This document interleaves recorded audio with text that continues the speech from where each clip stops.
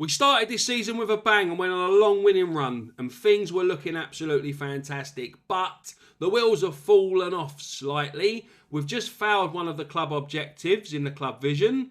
We've got an injury to a key player, and our unbeaten run in the league has come to an end.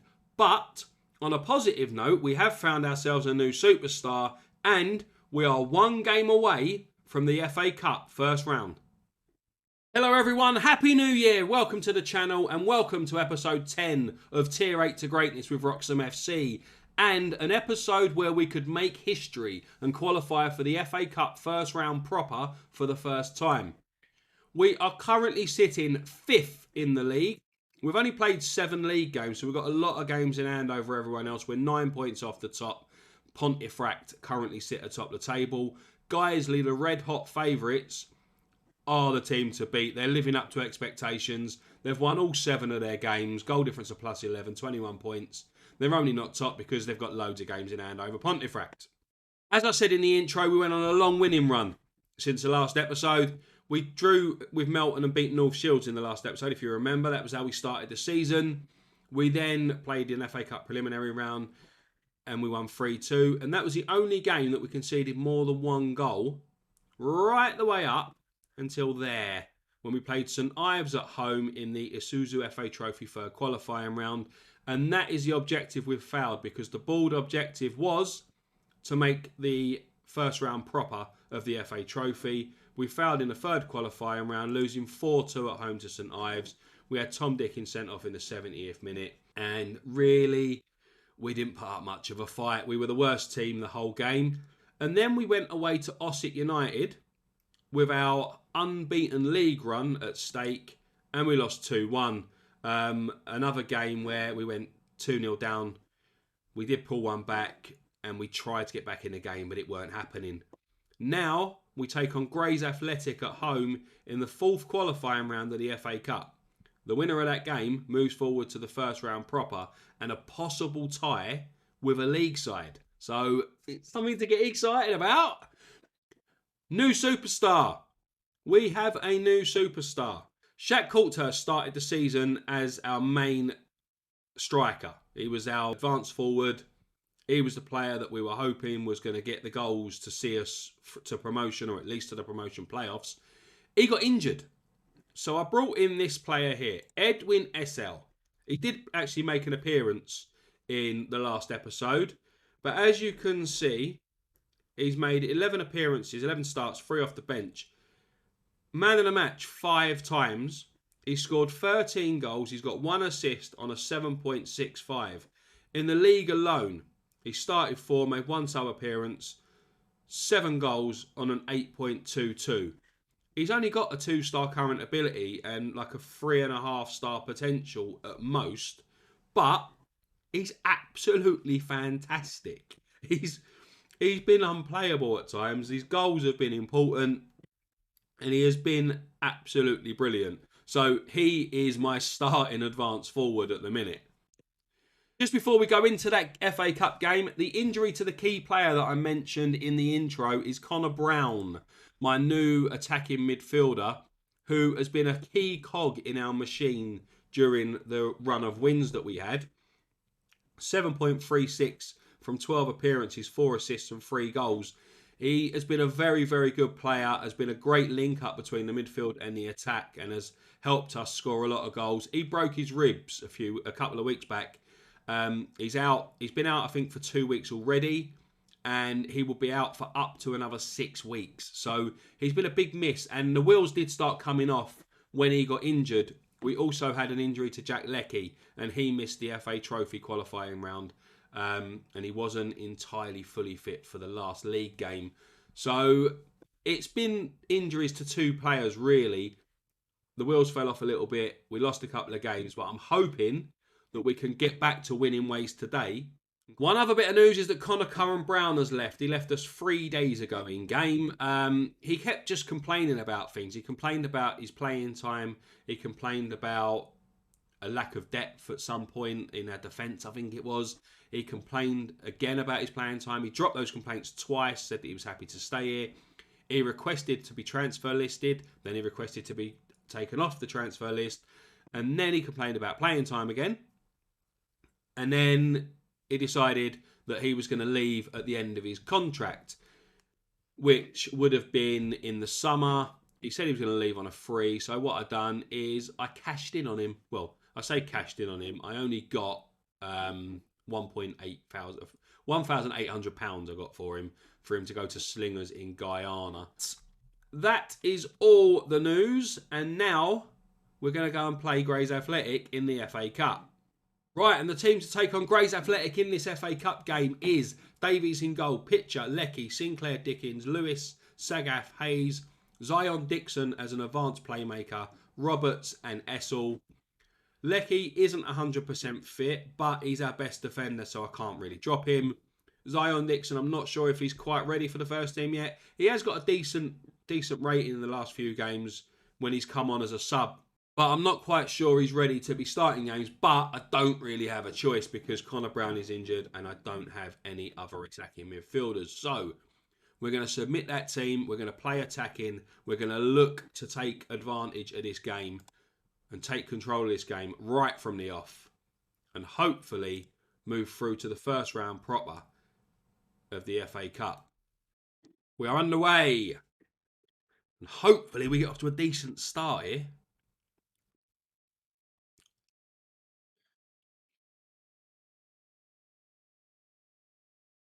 Grays go long looking for an attack, but Dickens picks up possession. He goes for the long ball as well, but nothing coming of that. Ball bouncing about everywhere at the minute, but Grays are going to get it under control. Grande goes for a pass. Pitcher intercepts to Leckie. Leckie to Sagaf. Sagaf to Dickens. Dickens has got loads of space out on the left-hand side. He goes for a long ball and he finds Essel. Essel one-on-one with a goalkeeper and it's 1-0. Edwin Essel, my new superstar goal machine, is again on the score sheet. It's Wroxham 1, Grays Athletic 0. Dickens had acres of space. Played a great ball over the top. Essel, third, one touch. Second one was slotted into the back of the net. And we're 1-0 up in less than 10 minutes. And hopefully, that's a sign of things to come. We're on top. There hasn't been another highlight yet, but we're on top. 6 shots, 4 on target so far. They're yet to find the target. Pitcher with a throw-in to Essel. Essel goes back to Pitcher. To Lewis. Lewis finds Zion Dixon on the edge of the box. He goes backwards. Over to Dickens, and Dickens hits the crossbar. Fantastic finish. It was offside, I think, in the end. I'm sure there was a flag in there, but I didn't know that at the time. Eccleston has it for Grays. Dixon goes for a tackle, but don't really do much. Eccleston's going to get another chance. Goes back to Grande, who goes through to Waite, and he was clearly offside. Yeah, miles offside. The linesman's flag prevents us from going level, but yeah, you can see how far offside he was there. Defence probably should have done better, but then again, the defence did do well because they moved up in time. And Grays are still yet to have a shot on target. We're in charge of this game, but only have a very, very slender lead as we go into the break. 8 shots on goal, 4 on target to their 6. Yet to find the target. The XG isn't too different. The possession, we've had more. Passes completed are pretty level. But 1-0 is a very slender lead to be taken into the break, especially when they've already had a goal disallowed for offside. So hopefully we'll be able to take more control of this game in the second half. Grays get the game back underway after the break.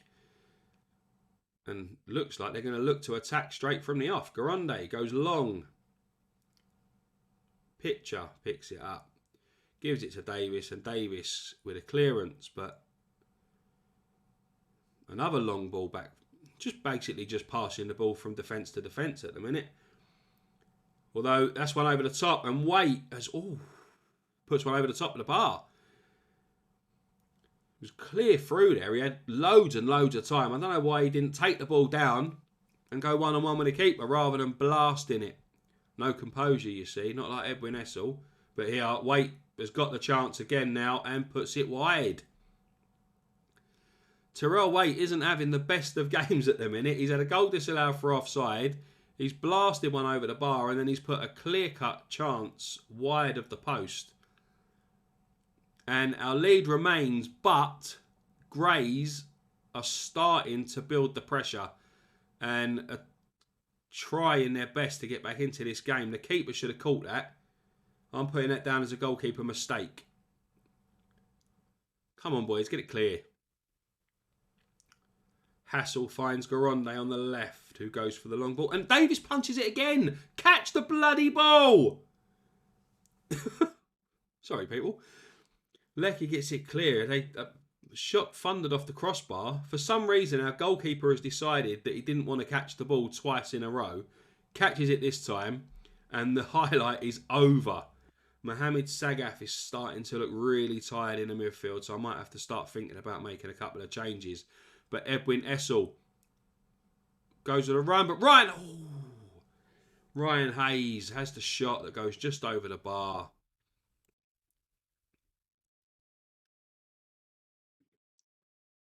I'm going to bring Harley Black on for Sagaf. Sagaf, he looks shattered. He wasn't really playing very well anyway. And there's a defensive error. And Essel is through. And it's 2-0. Edwin Essel, my superstar, is again. Oh, come on. The header from Lecky. I say Sagaf weren't playing that well. He gave away the ball. But Garonde, don't know what he was doing. Didn't deal with it. Essel, he ain't going to miss them. He ain't going to miss them. The boy can't stop scoring. We don't need to see about a tight offside. Yes, I still want to make the tactical change. And a 2-0 lead is much better than a 1-0 lead, in my opinion. I bring Sam Evans on for Roberts, because Roberts is looking a bit tired as well. And Lecky definitely needs to come off. We'll bring Sam Granville on for him. Trying to avoid any injuries late on in this game. Here's Essel. Through to Evans. Evans one-on-one with a goalkeeper and it's 3-0. Come on, Wroxham. Sam Evans with his first goal for the club. And with 5 minutes left, it's Wroxham 3, Grays Athletic 0. And it looks like in front of a very healthy crowd, we are going to be going into the draw for the first round proper of the FA Cup. And I couldn't be happier. We don't need to see the tight offsides. Come on. Essel with 2 goals and an assist has got to be the player of the match again. And that was a fantastic performance. Yes, we had a goal against us disallowed for offside, but he was clearly offside. And if his finishing was better, if Waite's finishing was better, we would have probably been trailing quite early in the second half. But it wasn't, and we weren't. And we've kept a clean sheet, and we've won 3-0, mainly thanks to Edwin Essel. The boy is a superstar. It's not the dream draw I was hoping for, or the fans would have been hoping for. We have drawn Hednesford Town in the first round of the FA Cup. We didn't get a big league team, and to be honest, they're going to be better than us. We're away from home, so our chances of making the second round are going to be quite slim. Hednesford Town, they're top of the Southern Premier Division Central, so they're a tier above us, and they're top of that league. So they're only one tier out of the Vanarama North and South. Leroy Lita, the ex-Reading player, is their manager, and they will go into this tie as red-hot favourites. Hopefully we can upset the odds and we can get through to the second round and then maybe get that dream tie against the league side. But as it stands, we will take on Hednesford Town on the 9th of November in the first round of the FA Cup. Right, we face the league leaders now, so we may as well do a second live comms game for this episode. We've just beaten Stocksbridge 3-1 in the league at home. Stocksbridge were down in 17th, I think. Comfortable victory over them. It looked a little bit tight for most of the game, but Shaq Coulthurst scored the winner right towards the death. Like I said, we now take on Hebburn, who are top of the table. We do have a couple of games over them. We are in 4th place. But we need to win here, otherwise they're going to move further and further away. Davies in goal, Pitcher, Leckie, Dickens, Wilder, Lewis, Hayes, Granville, Sagaff, Essel and Coulthurst. Few changes from the team that we normally play. Dan Roberts drops to the bench. Shaq Coulthurst was really good in the last game and has got a 7.64 in his last 5 games, whereas Dan Roberts only got 6.68. So I'm picking the player who is playing better. Zion Dixon isn't fully fit, so I've moved Sagaff to the attacking midfield role and put Granville as a ball-winning midfielder alongside Ryan Hayes in the centre of midfield. Against the team top of the table, Edwin Essel scored 2 goals again in the last game. Continues to score goals for fun. I'm hoping he can add to his account today, but there's probably going to be part of the season where he just stops scoring goals, where it all starts to go a little bit tits up for him. But, well, I was just about to say it ain't going to be today, and then he blasts the ball into Rosed. Jack Leckie still kind of struggling to get fully fit. We're playing games quite thick and fast, to be fair. So, with him playing all the time, it's hard for him to be fully fit. Is that a penalty? Oh, no, he just fell over. He got tackled and fell over. But we've won the ball back. Wilder finds Coulthurst, who goes across the face of the goal to Essel. And Edwin Essel is on the score sheet again. It's 1-0 to Wroxham. And Essel continues to score. Wilder with a long ball over the top. Coulthurst, lovely little control. Nice little dink pass. Essel got between the keeper and the defender. And it's 1-0. I think a victory here would mean that we can catch Hebburn with the 2 games in hand that we have over them. I think they're just a little bit too far away to catch them if we did win our games in hand. But a win over them would be nice. I want to win against everyone, to be honest. But especially the teams that are up there in and around the promotion challenging places. But that is an equaliser. Craig Hutchinson, the keeper, should have done better. Got a stiff hand to it, but it wasn't stiff enough.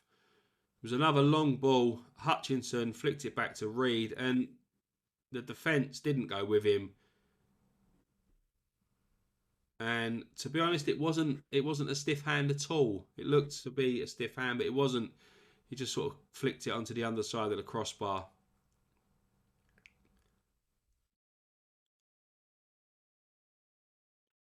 Coulthurst loses out to McCamley. It was a bit of a fight for the ball there, and our player lost out. I said when I signed him actually, that he was strong and would bully defenders and stuff, and he gets bullied off the ball himself. But here's Coulthurst again. Finds Sagaff. And Ryan Hayes looked to play that through ball for Essel, but the ball was too long, too heavy a touch. Straight through to the keeper, and Hebburn are going to try and attack right on the stroke of half time, and Hutchinson smashes the ball in the back of the net, and we are 2-1 down just before half time. Hutchinson does an Irish dance jig to our own fans. It's taking a piss, that is, isn't it? But again, ball over the top, defence don't react, smash. Every time, it's getting boring now. It's getting boring. Watching teams score against you when the ball's just played over the top, defence don't move. I've moved to a low defensive line, a low block, and it still doesn't prevent those balls over the top. It's every time. And there's Hutchinson nearly got his hat-trick on the stroke of half time, but heads it wide. And we go into the break trailing. And a defeat today, it just means we're going to be further off the top, and again, our promotion charge will be affected. We have to be better in front of goal. That's what we have to do. We also need a new match engine where balls over the top are not connected to every bloody time.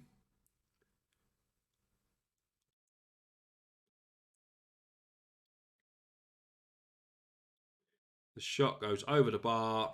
We need to try and get back into this game somehow. We'll go attacking and see if that helps. Now, midfielders are not playing very particularly well. Our attacking midfielders not playing particularly well. But Edwin Essel is. And Essel with the header brings us level. It was a great cross from Pitcher. Threw it into Hayes. Hayes played it back. Great cross. And Essel, unmarked. Their keeper should have probably done better that time, but doesn't. And it's 2-2. And Jack Leckie's looking like he's going to need to come off.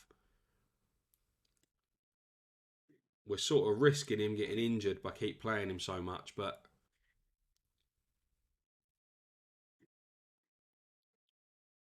can we find a winner before the death?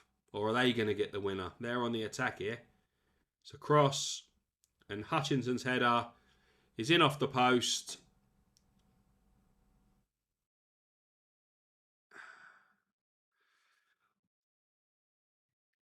Hutchinson's hat-trick means that we're probably going to lose. Sinclair plays the ball over the top. Sagaf can't get on the end of it. Essel regains possession. Plays it to Coulthurst, whose pass is absolutely horrendous.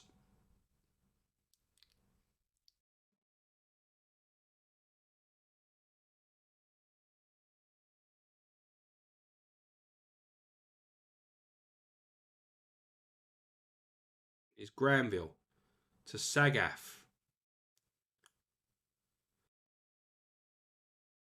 Sagaf finds Granville again. Can he find a decent pass?